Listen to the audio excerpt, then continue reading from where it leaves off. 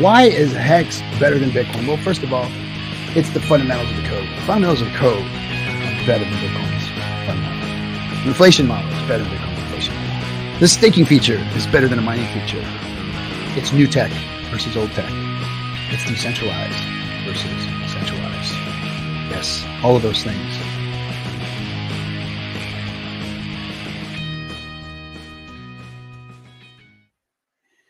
Well, hello everybody. Welcome to Chattin with the Captain. Captain RG3, Mexican pirate. Say hello to everybody. What's going on? How's the chat room going? We got some people. Yeah, we got Centurion 54X in there. We got some people showing up.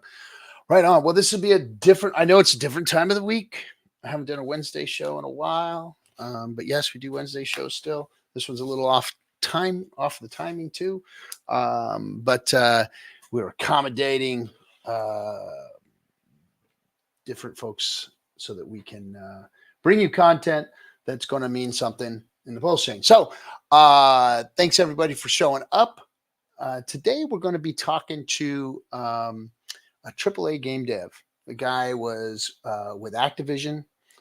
He was also with Blizzard Entertainment. And we're going to hear his story. We're going to hear why he's doing what he's doing. But this has to do with Fanforge, and a project that I'm involved with. So when PulseChain came out, I decided that I was going to pick and choose the projects that I thought were good, that would help onboard, that would help bring value to PulseChain. And that's what I've done, is I've picked and chose the people and the projects that I'm going to get involved with. And I have done so. And, not to shield the things that I'm involved in, but to help bring good things to PulseChain, because I think it's going to be extremely necessary that we do vet projects that we're going to be bringing to the people, and also helping to build on it, helping to bring attention to the chain. I've already noticed that a lot of the good stuff that was on Ethereum is coming over to PulseChain. So we're starting to see that happen.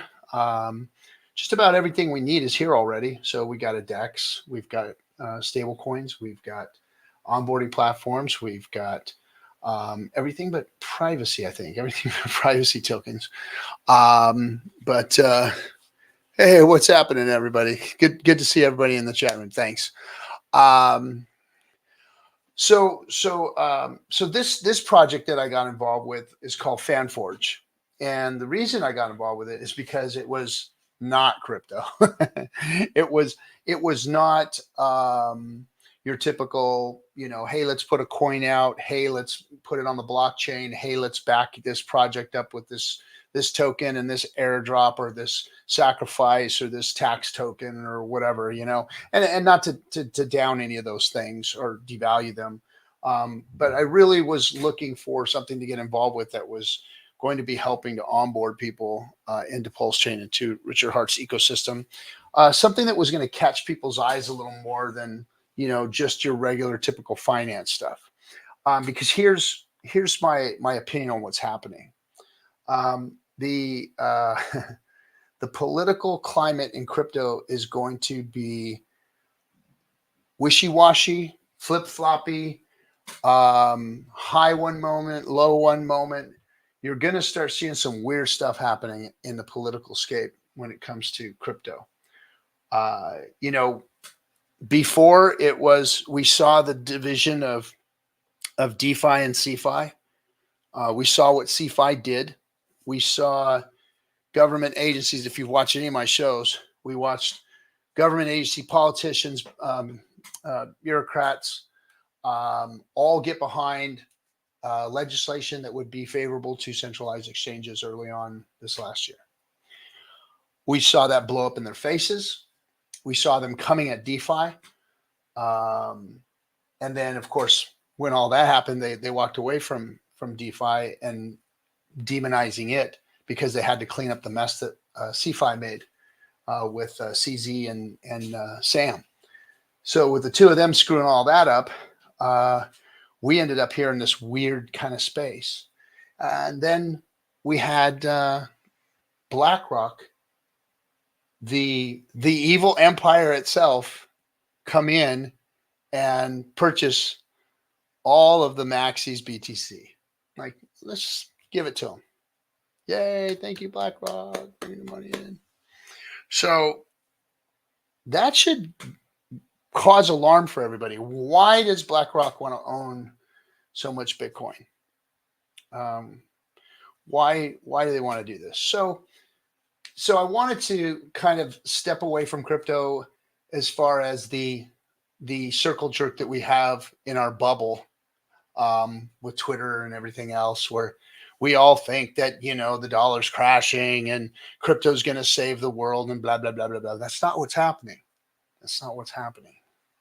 And if you think that, you're living in a fantasy world where you want the economy and governments to crash so that some new utopia can come out. It's not going to happen, guys. We've got to face reality and live with what we got. So what did I think the best way to do that, to get away from crypto and the financial BS or whatever? And that is get into something fun, get into something that's going to bring attention to blockchain. And let's do it in a way that people aren't even going to know that they're really getting involved. So that's the Fanforge project. So with that, I'm going to bring in my good friend now and partner in Fanforge itself.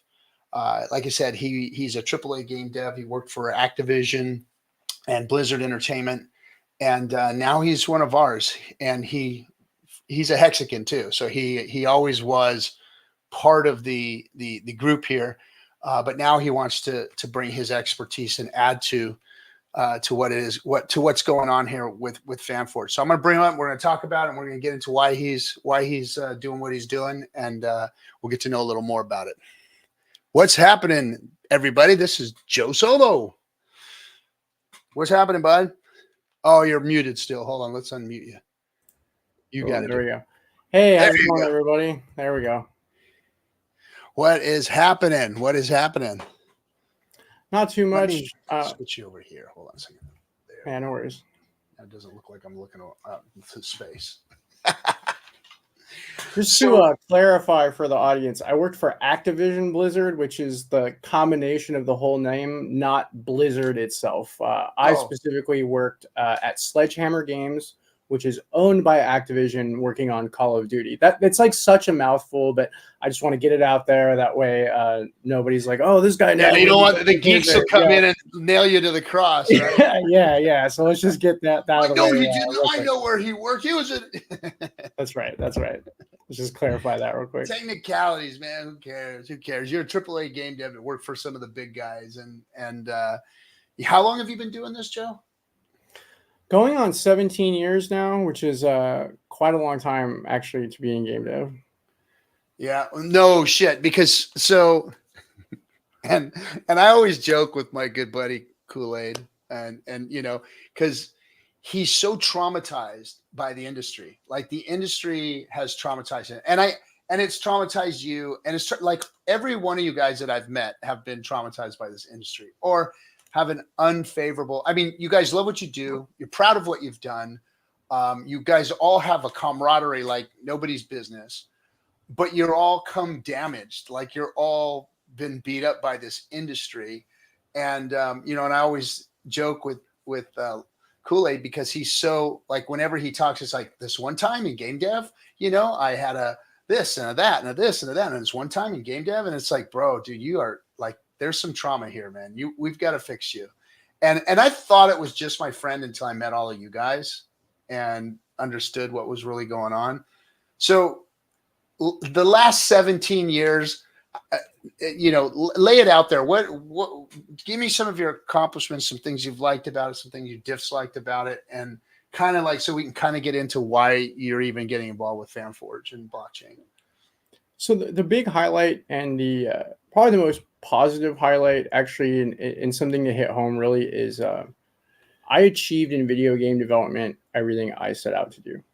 If you ask any of my friends, some of which who I've known since going to college in video games, like one guy in particular I went to high school with, and he is the lead lighter on the Arc games right now. So like they have known me my whole life.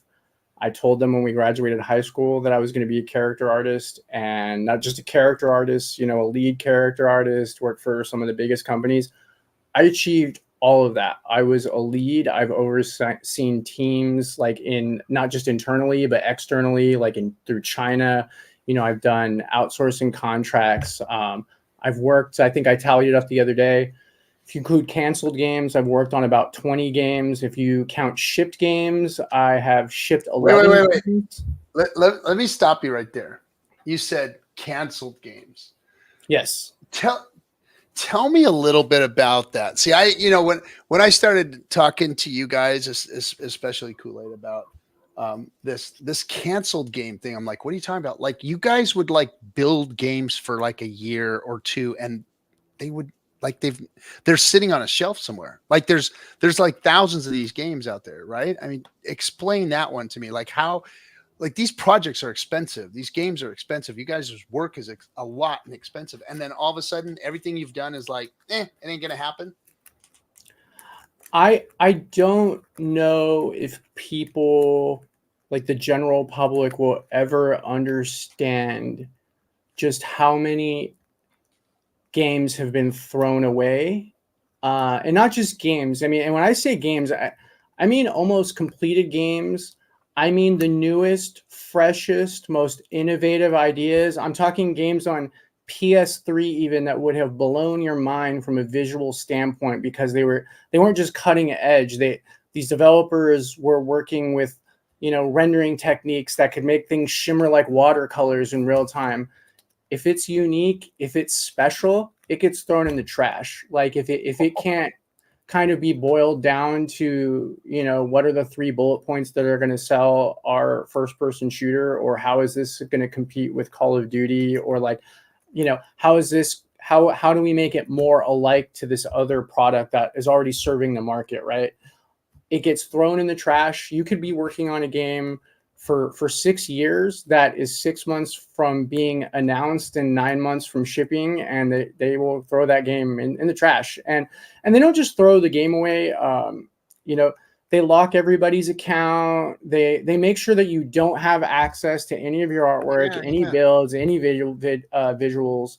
So what you have to do the entire time you're an employee, if you're smart, and you only learn this after a few years in development, what the smart ones do is they stealth grab everything as they go. And so there's this almost unsung, like you kind of need to thieve your own stuff.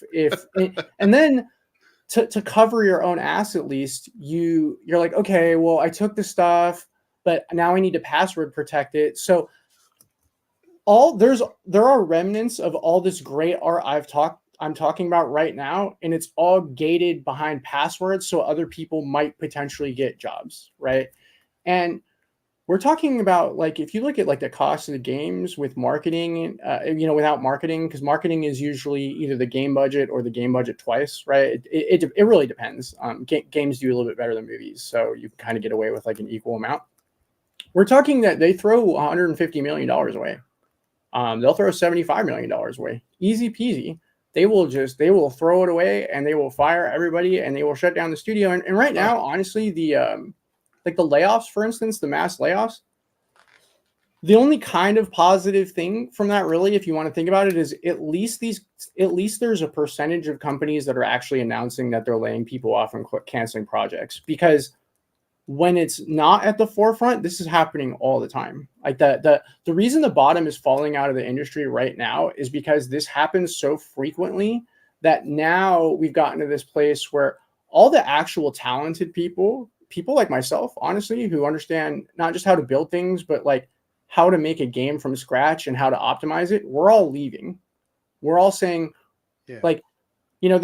a lot of these companies aren't hiring, and the ones that are, I got reached out to the other day to go work on the WWE project, and I did. I politely said no, because all I'm going to do is go work 16 hours a day and then be laid off when the contract's over, and I don't really feel I need to do that anymore, right? Yeah. It just, especially because what I'm working on might also get canceled. Like they don't know. They don't know. Let me go back to like a couple of a couple of paragraphs in what you're talking about here first, and then we'll go back because there's so much to unpack here. Because like what I've learned about all of you guys is that you guys are artists. You know, like yes, you're tech geeks. Like yes, you guys know how to render and sit in front of a computer for hours, but you guys are artists. Like the stuff that you guys do. Like I remember when, you know, when we first set up our Slack account, we were all, you know, doing our business together, and somebody said, "Hey, let's you know, do this for the logo or put this."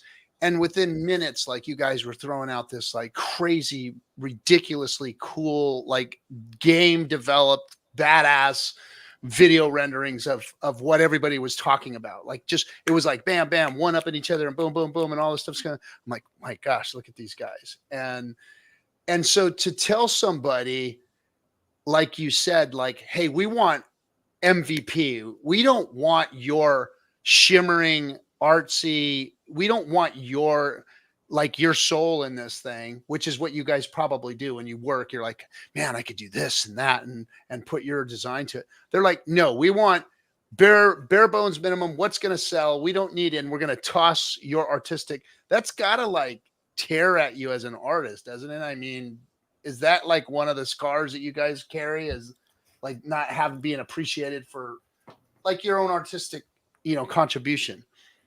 If I'm being real, and to anybody being game dev, I don't want to discourage you. It's that whole video games will break your heart, kid, and they won't just break your heart. They will Mortal Kombat fatality. They will do the move where they reach into your chest, grab your heart, rip it out, and Shao Kahn you and go, "Your soul is mine," and you're just like, "Oh fuck!" And then they'll crush your heart right in front of you, and you're just like, okay, I guess I don't believe in hope anymore. And you're just, you know, I've been there. I mean, really, I'll tell a real story. You know, this is, as I get older, I feel it's kind of childish because, you know, I was 22, 23. And this is the thing, everyone. I got into the industry as a baby. I've been working, I credit myself about 17 years of pro experience, but I was doing freelance before then, right? So I was working in studio, getting paid at least 50 grand a year from the time I was 21. Okay. And so you think a lot of things when that's happening, right? And so you believe you're going to help change the world. You do. And you think you're going to do it with video games. And you think that because you got lucky to be on a special project, that project is special and it's going to be different. The this time it's different mentality, right? And it's not. I remember I was working at Red 5, and honestly, Firefall was a very special game to every developer that's worked on it. If you can find the devs that work on it, everybody kind of sighs because everybody had this idea of what that game could be. And I remember when the game got canceled and they were closing down the studio, that quote from Morpheus in The Matrix popped into my mind where he was like, "I once dreamed a dream, but now that dream is gone from me." And I think he's quoting somebody. He's probably quoting Shakespeare, but that's what came to my mind, and I got kind of like emotional because I came to the rude awakening that it didn't matter how good your ideas were, it didn't matter how hard you worked, it didn't matter how hard your team worked. None of that mattered. At the end of the day, all that matters is what makes the money people happy. And unfortunately, they don't know what's going to make them happy. And because they don't know what's going to make them happy, you have to pay the price as a developer. Yeah. And then the end user, the consumer, gets what they get. They don't get maybe something that would have inspired them to want more or enjoy it more, or it is more because they, you know, the corporation, I guess, took over and said, nope, this is what's going to be delivered. That's right. And it's not even just that. It actually gets a little bit more horrible when you start thinking about just how bad it is and how game development works from like how we're trained to iterate. So for instance, say like out of every 100 games that comes out every year, 50 games actually get canceled that you never see. The iteration that went into those 50 games could have probably made 2 to 3 to 5,000 other games, because that's how many the ideas are thrown away just to make one game. So when you start quantifying the amount of work that people are thrown away, and then you ask yourself, why is everything mediocre now? And you're like, oh, because everybody got burned out on ideas 10 years ago, the whole industry. we gave it all away 10 years ago, and everybody went cool, and they threw it in the fucking trash. And now everybody's like, most of the good people, they've honestly left, and the rest that are just collecting checks now. They're like, fuck it, dude.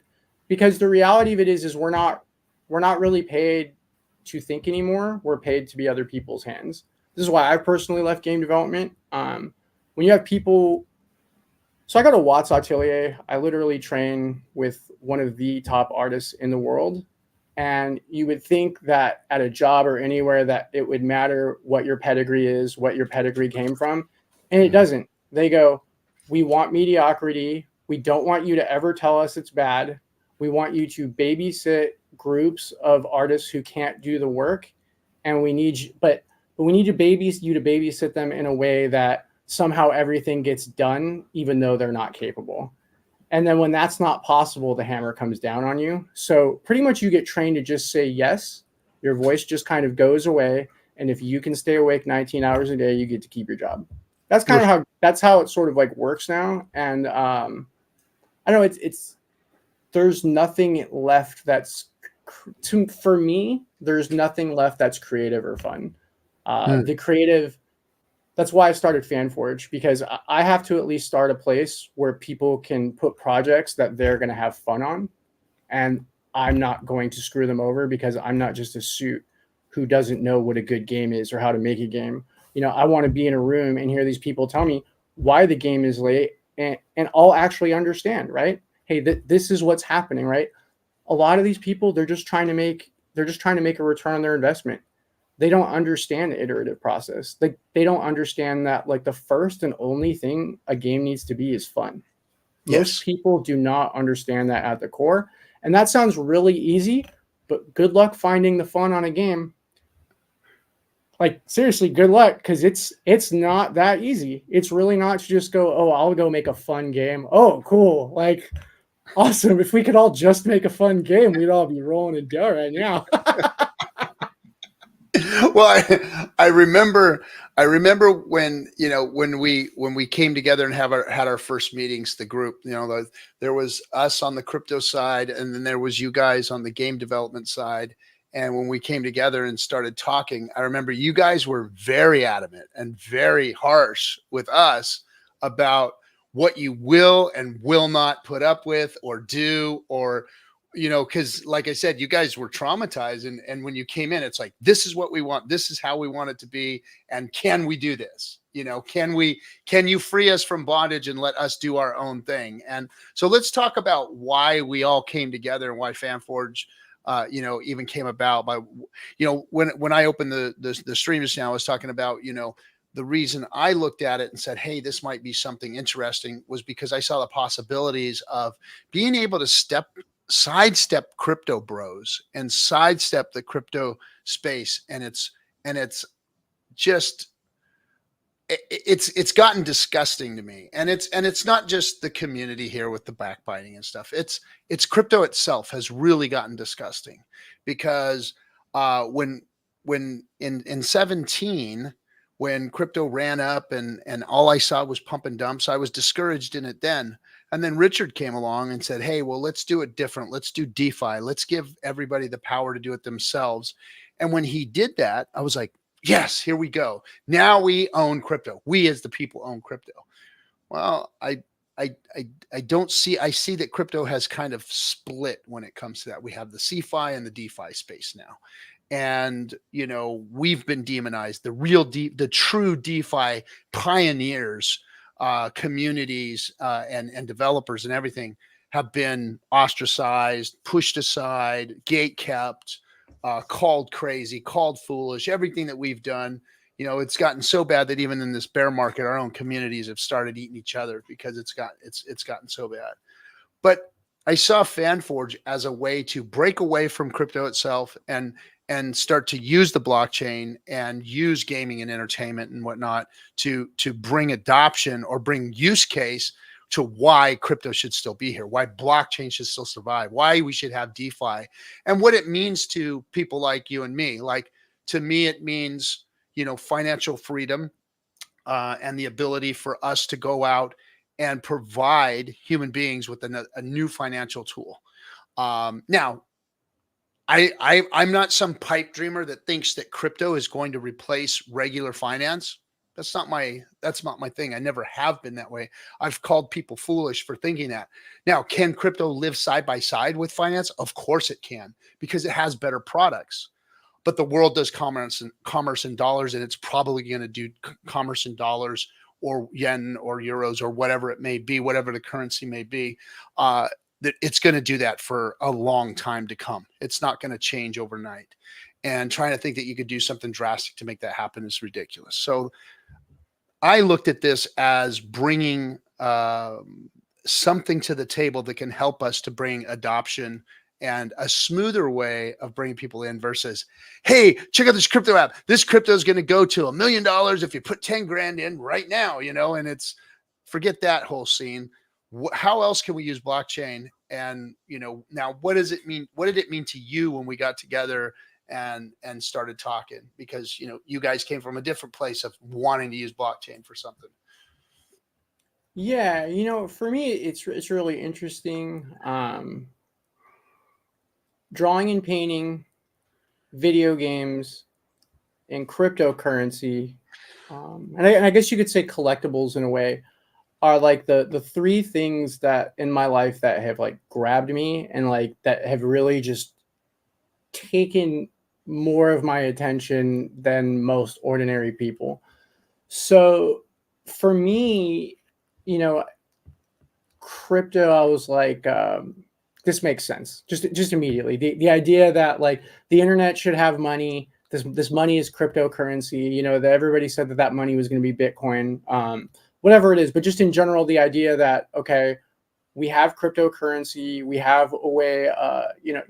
We solved the double spend problems and all these things. We solved all these interesting technological problems, right? And we solve these technological problems that are kind of non-sexy, but to me they are, because they're the foundation for how all of society is going to move forward, right? It's like, maybe we need like deep geek stuff. Right, exactly, the deep geek stuff. And I was like, okay, this is amazing. It's just like the internet or video games. This is going to be here forever. It doesn't really matter what people say or do.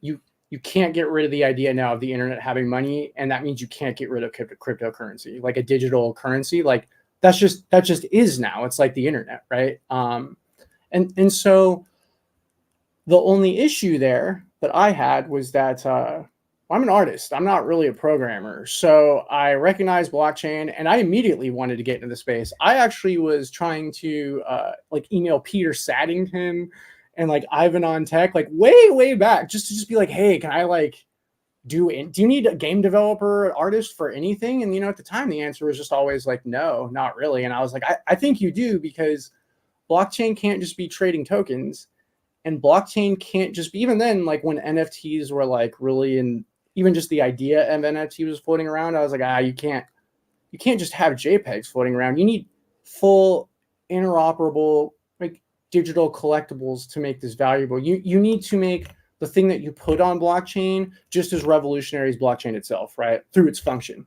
And so I was sort of waiting for blockchain to catch up to me and go like, yeah, you know what? We can't just like trade like Jesus coin or like tits coin into like infinitum, right? Like we can't just sell like these memes forever, right? Like if anybody's going to take this seriously, like the shift has already started. We're going to have to start using the tech for what it's designed for and what we ultimately want it for, and that's to feel like we own things, especially in this digital age, our digital products. So when Kool-Aid called me, which was 3 days after I was laid off from 2K Games, or 2 days later, and he was like, yeah, I'm with the captain, I'm with GIF. We want to start doing stuff. Like we really want to start like bringing like real story, real art to blockchain. And I was like, okay, like let's start talking about this.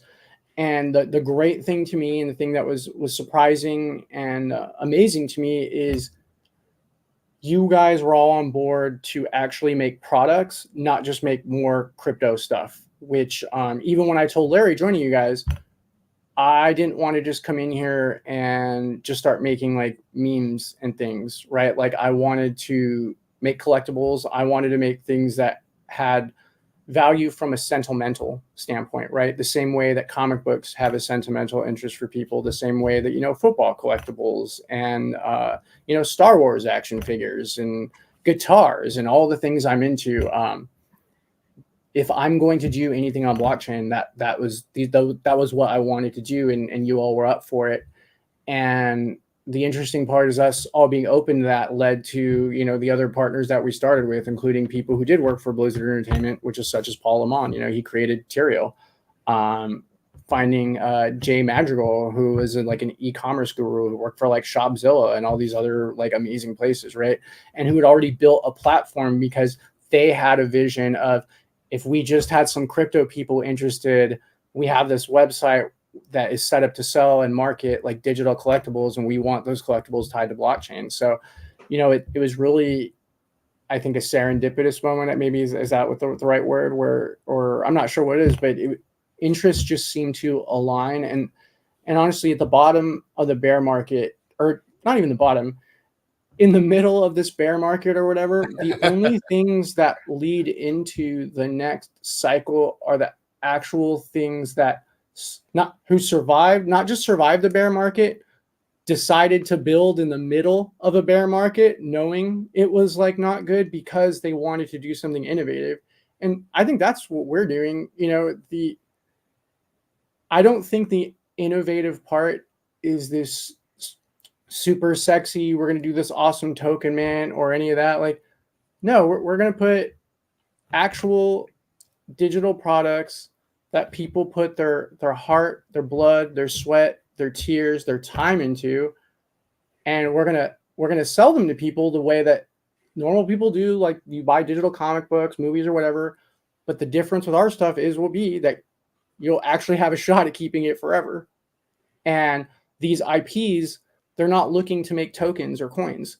They're looking for this to be the tip of the spear for getting their IP off the ground so that they can do things like feature films, right? Like things that go into theaters, things that go on Netflix, right? Like that's the dream that everybody wants. You know, people want to publish their video games, right? Like right now, it's like, how do you get an audience? Like, how do you get on Steam? How do you get on the stuff? It's like, there needs to be a new space. There needs to be a new class of people who are interested in digital products that they own forever. And that's here. Like everybody in this space, they're all screaming at each other right now because trading is just going everywhere. And the reason they're focused on trading is because there's nothing else going on chain.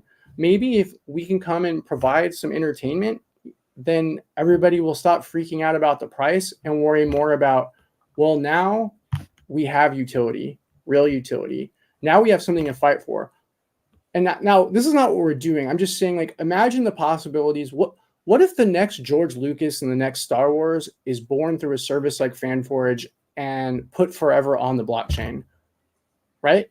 Even George Lucas messed with his own movies, right? Like, we can't even get the original versions.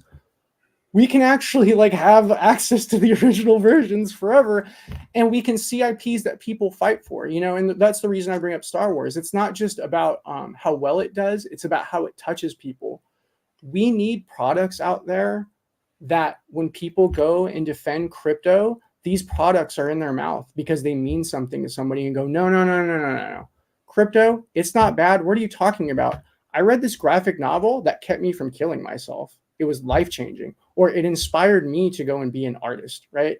Because at the end of the day, the reason I got into video games, the reason I got into comic books is because when I played those things growing up, I was foolish enough to believe that the stories that they told and I wanted to tell those stories too. And it's been nothing but disappointing that nobody in my industry wants that. And Fanforge is a shot for me to give that to other creators. And so I feel like I really have to help take it, you know? So that's so let's talk about it, because one thing you said that I want to push back on is that you know, maybe if we bring entertainment to the crypto bros, they're going to, you know, want to lean in and get involved. Fuck the crypto bros is my opinion. Because they've been beat up and tore up. They're just as beat up as game devs. The people in crypto are just as beat up as game devs. They've been through the ringer. They've seen 99% of everything that they've got invested in turn into scams or BS or not provide any utility for what it is that blockchain was supposed to bring to the world. Like all of this talk of blockchain and cryptocurrencies and the tenets of Satoshi and the rest of the main developers that were bringing this stuff, none of it has come to fruition. There is no use case for it. It's all speculation. Like literally right now, the meme coins are doing better than any utility token out there. And things pump and fall away. So as far as I'm concerned, fuck crypto. This here has the ability to reach into other spaces, into other demographics, to other people. And again, the gaming and entertainment stretches all demographics. So the people that come to this platform and bring their content here are going to be able to reach a wide audience. And then people are, and we'll talk about this a little bit, are going to be able to really actually use blockchain and get involved in crypto and not even know that they're using blockchain or being involved in crypto. So let's talk a little bit about that, like what Fanforge is and the products, the minimum viable products that it's putting out and what that means as far as curating. You talked about collectibles and audio dramas and games and, movies and entertainment type of stuff. Let's kind of break it down, talk about the MVP of Fanforge right now, what it's at, and then kind of like a little bit of a white paper roadmap of what the possibilities are. Yeah, Fanforge is really a marketplace for digital collectibles. I know that sounds kind of buzzwordy. It's honestly the best way to describe it. The analog version would be almost like walking into a comic shop that maybe also happens to sell like DVDs and like CDs, someplace like Amoeba, right? So we're going to be a place that you can come and you're hopefully let's like pull up the website while we're doing yeah, let's do it. Here, let's do it. I have it up actually. Okay. So let me present. Share it up there and SJ will pull it up for us.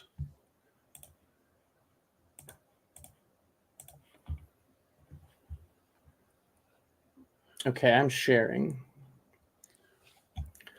So the idea would be that you come to this website and, maybe in some ways we're like a Marvel Comics or a DC or, a Netflix. So what you really come here and see is a lot of different content. Now, the things that it separates us from them is that we're going to be offering digital content, but we're also going to be selling physical content. Right now, we just have apparel hooked up, but for any of the IPs that we put up, they're going to have their own merchandise. They're going to have their own like apparel. They might have action figures. They might have like super special like funky stickers. It could be there's all kinds of things. We're for sure going to have statues and action figures on some of these IPs. I've already seen them. They're pretty awesome actually. And there may be even special like custom merch that comes down the line from the digital collectibles. Like for instance, one of these IPs is actually going to be launching with 4 different retro games that you can buy. I believe it's 4. And, if that's super popular, we might try and do like a physical release of some kind, right? Like something just super cool that you can buy. Yeah, I've got a whole bunch of, back in the day in the Lord of the Rings and was coming out. I got a bunch of their physical stuff. And then like the one physical item that I'm like absolutely in love with that I'm like in awe of is the Pip-Boy that Kool-Aid has. That's signed. And that thing is that is sick, man. He's got like a glass case with that Pip-Boy. And gosh, forgive me, all you game devers that I don't know who the gentleman is that signed it, but obviously it's like the man himself signed it for Kool-Aid and gave it to him. That thing is sick, man. That is a sick item. That's the kind of stuff that I'd like to see. That's right. And we'll be able to do actually that kind of stuff and sell it through our own site, which is like awesome. Because we're really starting, a brand new entertainment company that's really, in publisher, that's really what's happening. And so you're going to be able to get all the different things that you would be able to get from those places. What makes all of this special, though, is that the back end of all the digital content is hosted on blockchain. And the blockchain that we have chosen to go with is PulseChain. So the back end where all the digital stuff will rest will be on PulseChain, which is amazing. So for all the Pulse people, all the hexagons, you know, you might come here and you might see Black Salt and you might see that you have all your different audio dramas and all that. Just know that behind the scenes, all that stuff is hosted on the blockchain. And what's cool is we are going to allow you to be able to move that content off of the site and everything. So you will actually own it. It's super cool. And if there's anything in our roadmap that gives any, ultimately, we want everything to just be like on chain, right? However, that like phases out. So if anything is hosted, maybe just through IPFS, like to start or whatever, all that stuff is going to always, the end road for everything is to be on chain, accessible by the user from, you know, however they want, and like not have to use the website. However, if you're just a user, right? If you're just coming in, like maybe you're not a hexagon, maybe you're not a pulsekin, right? Like you're not a crypto person at all. You're not a crypto person at all. You're just here because you heard that some X game devs are making a new marketplace. Well, if you just come here, you'll just be able to buy stuff like a normal person. So you'll be able to go to, you know, we'll look at this festival women's crop top. You'll be able to go here and it's taking a minute to load here. What I like about it is it kind of, it's like Steam, you know, like they'll go to it, it'll all be hosted here.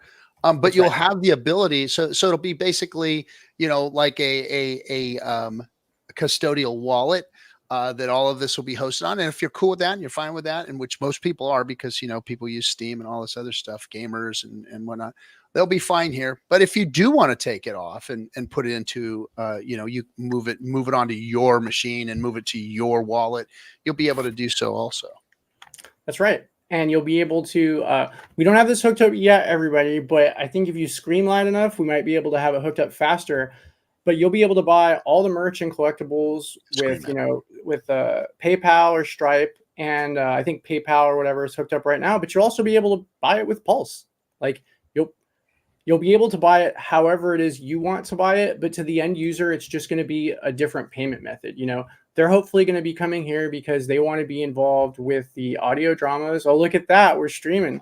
Looks like Jay's updating the site in real time. That's awesome. Yeah, Really what this is, though, is a marketplace. We want everybody to come here and discover like new IPs and help these creators build up their brands. So two of the IPs that are coming like really soon that well, before you talk about the specific IPs, tell everybody like what we talked about, collectibles and actual physical collectibles. Let's talk about the content that's going to be on there. Like what can they expect to see right off the bat, and what's kind of like the future vision of what can be on here in the near future? So in the near future, we're looking at audio dramas, motion comics, story boxes, and potentially short films. We want that to expand. Yeah, in small games, right? Really small games. But we want that to expand to, and we're actually already talking to people about potentially doing this or seeing their interest in putting these things on there. Feature films, right? Like entire feature films by Hollywood writers and directors, by, you know, people who maybe are attached or just got unattached from like super major publishers who are just looking to do their passion projects, right? And have a really, really high pedigree. Those are the kinds of projects, like the things that you see on any, what is it, major publisher's website, anything they're selling could potentially come to Fanforge. And that's kind of where we want to go, from AAA games to comic books to feature films. I mean, the sky is kind of the limit with this stuff, as long as the creators are happy, the community is happy, and like things are working, right? Mm-hmm. And talk about a little bit more in depth about the ability for curators and creators to come on here and build their own content, and what that would mean to the community involvement, and kind of that gosh, I forgot the name. SJ, what was the name of that again?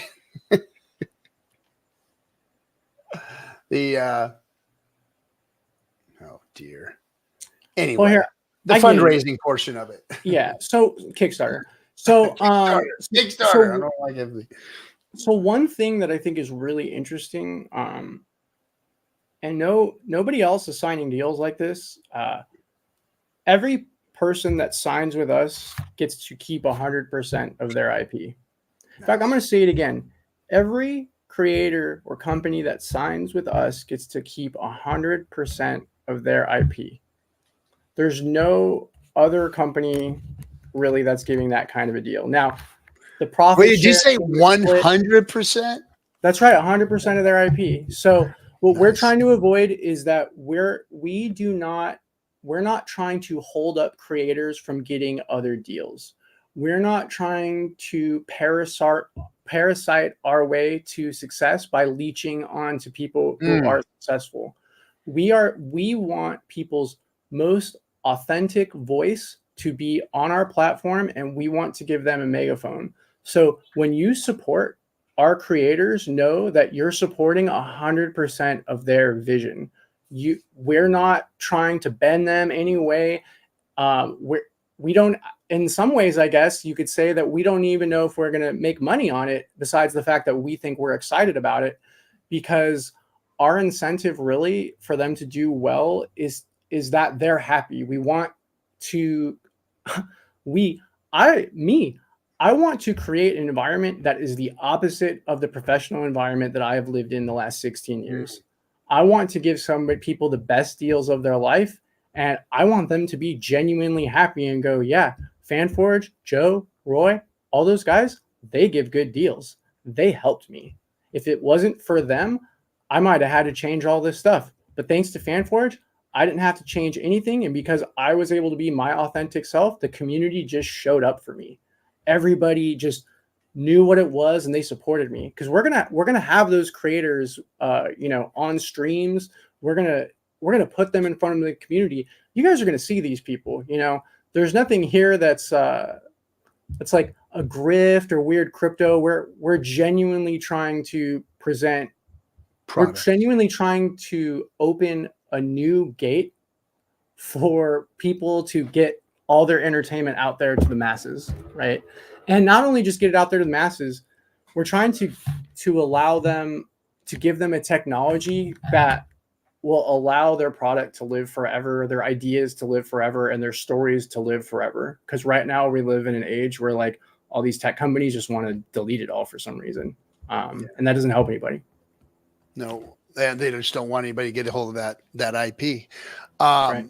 So what I just want to add my 2 cents to that. When you guys talked about this in our meetings, and I saw you battered game devs speak to this, you guys lit up when you talked about this and giving the ability of people to keep their IP. You guys lit up. Like, it made you guys happy to say, hey, we want to give people a fair shot and a better shot than we were given out there all of these years. I thought that was cool. I thought that was one of the things that made me really want to sink into this with all of you guys, because, like I said, you guys are coming from the right place, and you're using blockchain to do the right thing. And, you hear people talking about the possibilities of this all the time, but to actually see it being put into action and put into fruition, and with people like you guys behind it, and our team on the crypto side too behind it,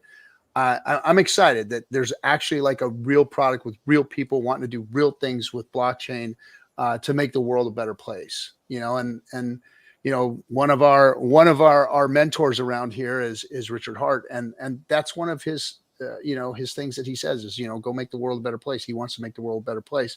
And what better way to show that than to take his product that he gave to us of PulseChain and put something like this on to to help people curate and promote their content, and it be valuable to them, not only, you know, by being able to have creative control and of their IP, but be able to actually, by the merit of what it is and what they have created, they will either make money or not, you know, and at least they know that their product is up there and nobody took it from them, nobody edited it, all the nothing, but their creative content's out there. And then by merit, if they make money off it, then that's only a plus, you know. That's right. Exactly. So so let's get into you talked a little bit a minute ago about streaming and what's coming and what we're going to do. You know, you and I have been sitting down and putting some of this together, but you put together a real nice format of how we're going to be bringing this to the community, how we're going to be doing this, and what people can participate in. You know, so we're going to have obviously a regular show with me and the crypto folks, and we'll talk about it and talk to different developers and people involved in the project. But what else are you bringing to the table? You've got some ideas, and kind of lay that out in the community so they can kind of get a picture of what that's going to look like. Yeah. So we're going to be, I think it exists right now, but we're going to be starting to hit our Fanforge YouTube pretty hard. You know, our Fanforge TV. We've got 4 shows right now that we have in production that we're going to start dropping on everybody potentially as early as next week. We're going to have our main show, which will also star the captain, I believe. He will be a co-host, and it'll be the Forging Hour. And that'll be sort of our main show. We'll talk about like different things. There'll be probably a lot of different crossover between crypto and game devs and projects. It's going to be one of the more like open shows where we can talk about like a lot of different things.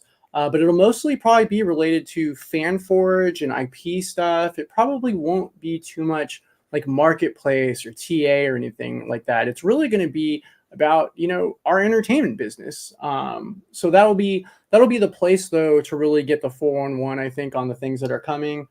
The other shows that we're going to do, we're going to get together as there's I think 11 owners at Fanforge total, or 10 owners at Fanforge total, and we're going to start getting together. We're going to do another show called Battle Tested, and I think we're all going to play Baldur's Gate 3 together in different waves. So you'll be able to hang out with us as we play Baldur's Gate 3, ask us questions. I'm sure, you know, people like Kool-Aid and some of the others, they'll probably have, you know, like a whiskey going or something on the side.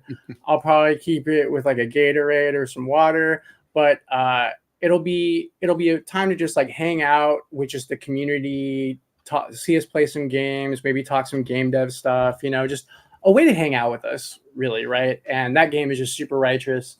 Another show we're gonna do, we're gonna do something called Fanforge Favorites. So all of us here are nerds. We're all super into our collectibles. We're into our video games, our comic books, our freaking toys, our apparel, all our shoes, whatever it is. We're going to start going through some of our favorite stuff and talking about it, and talking about not just why it's our favorite stuff, but, you know, maybe how it inspired us, right? Like it's one thing to maybe talk about how maybe Final Fantasy VIII is one of my favorite games. It's another thing to talk about like why Final Fantasy VIII was maybe part of the reason that I got into game dev in the first place, right? There are certain comics that may have impacted certain people. There are certain films. There are films all the time that just inspire people to be filmmakers or game makers or storytellers, right? So we kind of like to not just get our favorite stuff out there, but, you know, how it helped us become the creators and designers and things we are today. And then finally, and it's kind of a working title, but we're going to be doing kind of an interview style show where I'm going to go down and I'm going to get to the meat and potatoes of not just the owners of Fanforge, but some of the affiliates of Fanforge, including some of the creators, friends, or just, you know, friends of Fanforge. Those could be potentially people in the crypto community, game dev community, film community. And I mean, not to get too much hype, but everybody who's a game dev working at Fanforge, we're all AAA, and all our friends are AAA. And so we could have a lot of really interesting people potentially rolling through and just hanging out with us, which is really cool. And not just that, you know, speaking of which, some of these people that are rolling through, they may end up dropping projects on Fanforge, which is really cool. Nice. So that's, we're going to be blitzing on YouTube and playing video games and talking to people about, you know, content creating and bringing video, audio, dramas, and content to the PulseChain. So it's going to be a lot of fun, guys. We're going to get everybody involved. We're going to kind of step away from having to talk, like he said, about crypto and charts and a number go up and all this, and start having some fun with it. You know, actually having some fun and talking to people who are really enjoying using PulseChain for something of value where they didn't have value before. You know, and it just it puts a different product, a different reason to come look at crypto, blockchain, or Pulse. You know, just gives people a different reason to come here, to want to be here. And that's what I think the space is missing right now, you know, because again, and I said that tongue in cheek when I said, fuck the crypto bros. But it's like, we're done talking to each other. We are done. Like, let's go talk to the world. Let's go show people what blockchain could do. We've talked about it for 13 years. We've talked about how blockchain could improve everybody's life. Well, let's do it.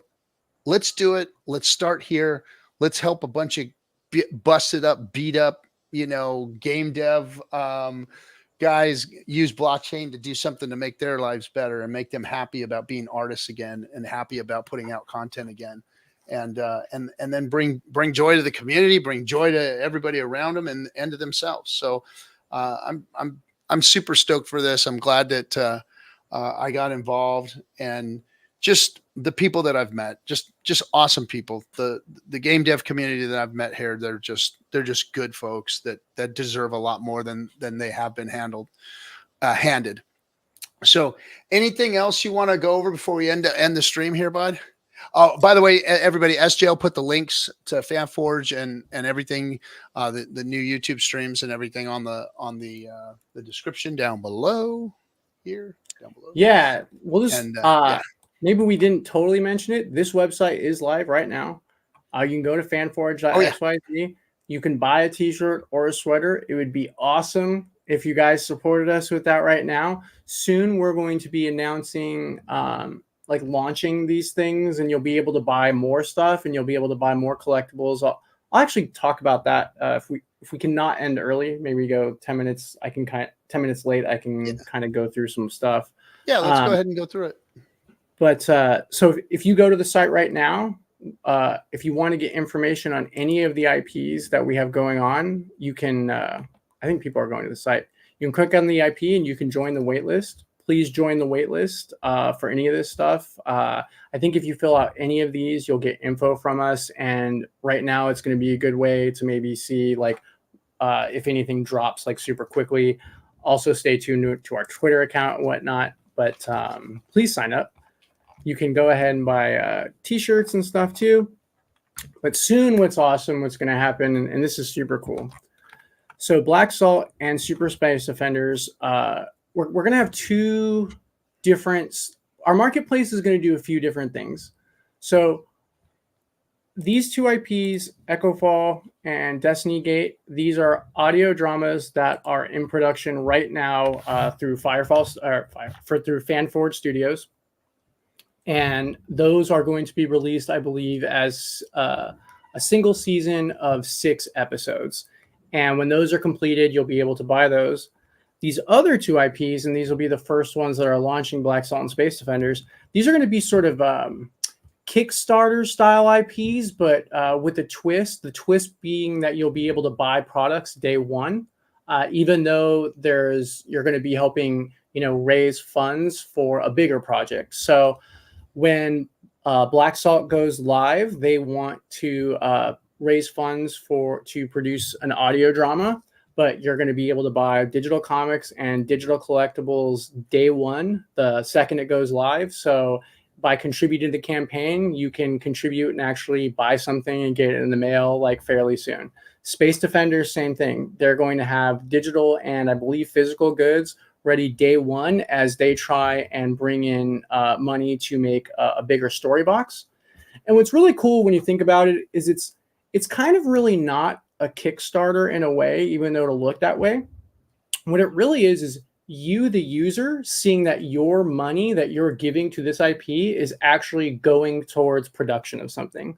You know, a lot of companies, honestly, what is it? The guys Funimation who own DBZ, they just do this all the time, right? They do this thing where you're buying all their merchandise all the time, but they won't give you more of what you want. And you have no idea that if any of the money you're giving them is ever going to go to the DBZ product that you actually want, which might be better Blu-rays or another movie. You just don't know.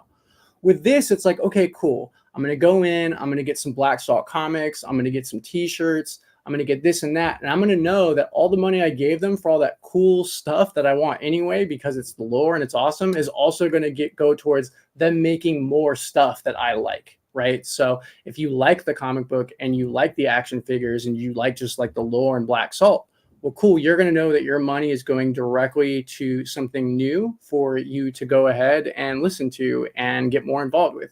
Same with Space Defenders, right? They're going to be launching with digital things that you can buy, including potentially some games, which are so cool. It's so cool that they're already done. It's so awesome. And so they want to build towards a story box, expanding their IP into something bigger. And so instead of just raising funds and not knowing where that's going to go for, we're putting that little bit of a twist, because these are full-fledged IPs. These aren't ideas people are trying to get off the ground. They've already laid all the groundwork, right? This is just really a new delivery mechanism for them and a new way of hosting the digital format of their content, which is just really cool. It's super awesome. Nice. So there you have it. It's live. It's ready to go. Excuse me. Content is being created. And these guys are all fired up about it. And all of the people that are bringing IP are fired up about it. And there's so much more going on, behind the scenes. This is just minimum MVP. We call them a viable product coming out, and people are on both sides. The people who are getting the people that are making it they're fired up about it. So get in there, sign up for some updates and sign up for some things so you can see what's going on in the future. And then check us out on the YouTubes as we start to move forward with all this. So does that nail it all, Joe? You got it all down? I think it does. I think we've talked about a lot of things. I was tempted to buy something live, but I know we've talked for a while. So maybe we'll save that for another time. I'll go on like a buying spree and just start like buying stuff off the website. So can't wear hats anymore. I was going to get me some hats, but this hair I got will not allow me to wear hats anymore unless they. I'm hoping next time it's Fanforge hat and Fanforge tank or shirt. Right? That's what I'm hoping for next time. We got to get blinged out. Yeah, and people, you got to do a different color. Everybody's asking if you're going to Corey Costa's wardrobe designer for your apparel with your black tank top. Oh no, you know what? I'm just an IE kid, and this is how you dress in the IE.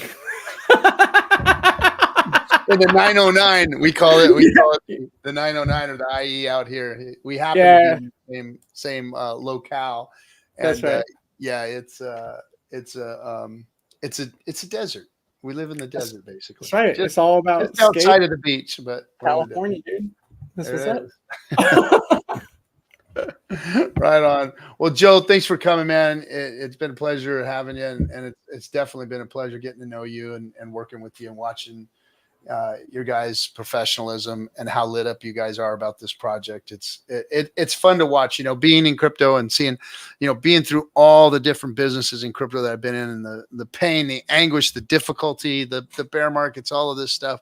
And to be involved in this project is a completely different feel, because you guys are always fired up, happy, excited, and like your meeting's gone forever because you guys have so much to talk about. But it literally has been a pleasure though to like break away from the crypto scene and work on this with you guys. So thanks for bringing some joy back into blockchain for me, and we'll catch you on the next one, my man.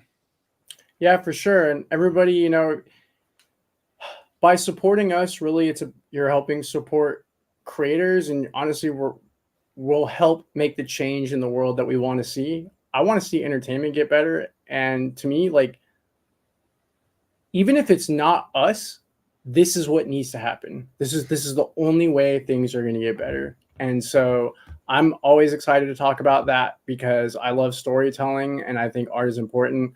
And it's been a pleasure working with you, and it's going to be so much fun continuing to do these streams. Right on. Yes, sir. All right, my man. Well, kick it in the green room. I'll come back in there and check with you. And hey, everybody, thanks for coming. We'll see you on Friday for Effing Hangout. Have a good one. See you. Bye. Where's the damn button? There it is.